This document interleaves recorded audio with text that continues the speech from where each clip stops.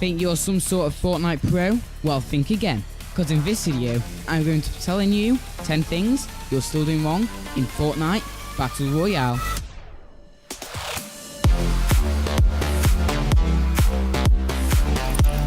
Hey, what's up guys, my name's Octorious, and in this video, I'm going to be counting down 10 things you're still doing wrong in Fortnite.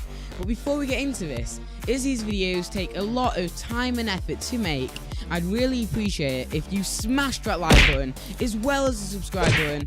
Also, don't forget to hit that bell icon, as that way you won't be missing another single video that I upload, and you'll be able to be part of the notification squad. Now, let's get into this and start getting you more of those victory royales.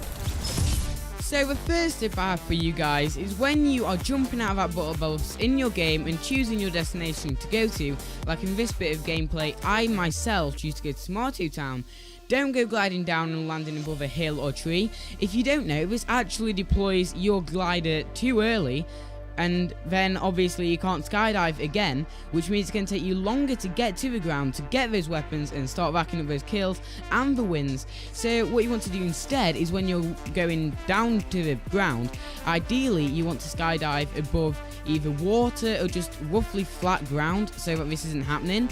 I mean, as I do this, I actually go a bit too low and don't make it to Tomato Town in the second part of this clip, but it is still a lot better and you're going to be landing a lot quicker than anyone else. So a really effective way is if you land to the very edge of the map and go off to the side of a cliff.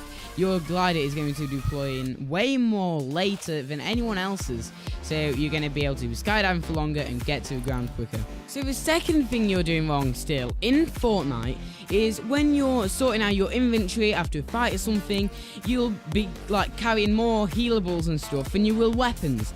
You might have like an AR and a shotgun and that'll be it, and then you'll be there with like 15 bandages, 2 medkits and like a big shield. Why are you doing this? If you're going to do this, what you should do is, in fact, no, just don't do this. Towards the start of the game, maybe, but think about it. Towards an end game, how many times do you kill someone and they're carrying a medkit or bandages? It's a lot, right? Most of the time. You might as well just carry those minis or bigs with you, or a chug jug. If you have a chug jug, then do that. And just take one of your slots and then you can have 4 weapons. Way better. That's what I do. And since I've started doing that, I've been getting way more of those wins. So it works. Just do it. Like, seriously. Halfway through those fights, down a mini and you're sorted. It's so much better. I guarantee you guys, you'll be getting way more wins if you do this. And the third tip, you've probably heard this one quite a bit actually thinking about it, but it is playing on a low sensitivity. When you first open up Fortnite, you're playing on a sensitivity of around 5, whereas if you were to play on something like 1, as you're going to see in this clip, you can see how long it just takes to build a base. Can you imagine if someone was actually shooting at me at this point? I would so be dead. Look how long it takes me to build just a simple base, just to protect myself. Whereas if you then go to click your options button or just pause the game, then go to the settings and turn both your X and Y sensitivity up to the max, or just something a little bit higher. I know most people actually play around 7 or 8, but me myself play on 10. You can see a significant difference in making a base. I mean, I do make a mistake, but that can actually confuse the enemy, and from going to 1 to 10, it's a big difference. But just play on a high sensitivity, get used to it, just find something that's good for you and don't stick on 5.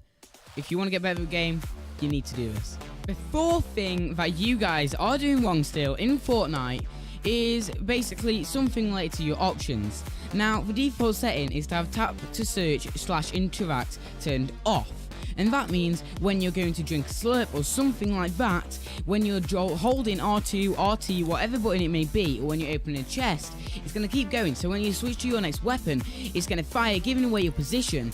Whereas if you was to turn this setting on, that means you only have to tap the button once. So when you go to a chest, a single tap of square, or when you're equipping some kind of medkit, it's with a single click of R2, and then you're not going to be risking switching to your next weapon and giving your position away. And this is ridiculously helpful if you do not want people to know where you are and be wasting ammo, really. Like, what's the point? Just turn this on, it's easy as that. It doesn't really take any getting used to at all. So the fifth thing you're doing wrong in Fortnite is you're playing with vibrations turned on. Okay, now this only really applies to controller. I mean, on a mouse that would be cool, but just no. It's not a good thing. Your controller's shaking around everywhere and it knocks your aim off. It does it when you build, when you shoot, when you're being shot. It's just bad in every single kind of way. You do not want vibrations. So click options, turn them off, and you'll be fine. Even better than this though is what you can do is if you buy a scuff controller, I mean they're very expensive, or just another kind of controller, you can actually have the vibration functions removed. I don't see why you would want to do this other than it would make it more lightweight, as you can just turn them off anyway. So I just recommend, just an all thing in all shooter games, turn vibrations off. Easy as that. Just you don't want them at all. For the sixth thing you're still doing wrong in Fortnite Battle Royale, once again, it's something to do with when you jump out of that battle bus and choose your location. So you'll think to yourself, I'm gonna go retail row. So you land there, go to a house, someone else is going there, you drop in, go to a roof, and oh no, they're also at the roof. They open the chest first, grab the weapon out of it, and they kill you. I mean, in this gameplay, I get relatively lucky here. Drop down is what I should have done, and then I find myself a shotgun and kill him. But what you should do is if you choose to land somewhere with houses, someone else is going to your house, you should drop in down at the top and then jump off of the roof, go through the door, is on the bottom floor or just inside the house. You're going to be able to find shotguns where you only can get heavy shotguns out of that one chest in the roof, and the chance of that happening pretty rare. Probably not going to be getting a heavy shotgun in your first chest. I mean, it happens, and you're unlucky if you're against someone who does, but you never know. I mean, the gameplay I have, yeah, it's terrible, and pump shotguns are kind of broke, I guess, which is why this gameplay just shows the complete opposite to what I'm saying. But trust me, it works if you do it right, and you want to get shotguns when you're in-house and get in close quarter combat, don't you? That's what you want, so follow this tip and you'll be finding yourself with more wins. Number 7 and 8 on this list have something to do with cosmetics. So here at the 7th thing you're doing wrong in Fortnite Battle Royale still is you are like, I want my characters to look sick. Let's equip a back bling. Oh look, there's a new one in the store that you can get for free. Oh, let's equip it. That's so cool, right? Well, no it's not. You do not want to wear back blings on your skin. I mean, yes, they look cool, but they don't actually add to your hitbox. But you stand out, like going on stealth attacks, like you say your back bling could be, like, I don't know, standing out behind a corner, or you're really low and need to go and heal up in a bush, or you're just a bush camper. You can see the back bling in the bush, whereas if you didn't have the back bling on, it would be fine. It just gives you so many disadvantages that you don't need. If you have to sacrifice looking cool, then do it. You just don't want to wear this back bling. It's not good. Just don't bother. So sticking with the theme of cosmetics, here on the 8th thing you're still doing wrong on the list is, once again, you're trying to look cool and you're there showing off your Dark Voyager or the new female version of the skin. I can't remember what it's called, which actually came out a bit ago, and yeah. So you're there showing off your Dark Voyager, but the thing is, with these Illumina skins, you can see them from literally miles away. Do you seriously want to try to be like, oh, I could so stealth attack this guy, and him turn around and just see your glow just illuminating off of like metal or something? Trust me, it reflects. You can see it from so many kinds of situations, and it's just not something you want to be wearing once again. It's just not. It's stupid, and you can see it from miles away. It just glows, and you don't want it. I used to use it quite a bit, and after I unequipped it, I was doing so much better without the Dark Voyager. Literally, my wins probably went up like 3 times the amount I was getting before. Like, seriously, it made that much of a difference. So, just unequip it. Stick with the Rust Lord, the Reaper, something else. I'm using the Reaper at the moment, and it looks so cool, and I'm loving it.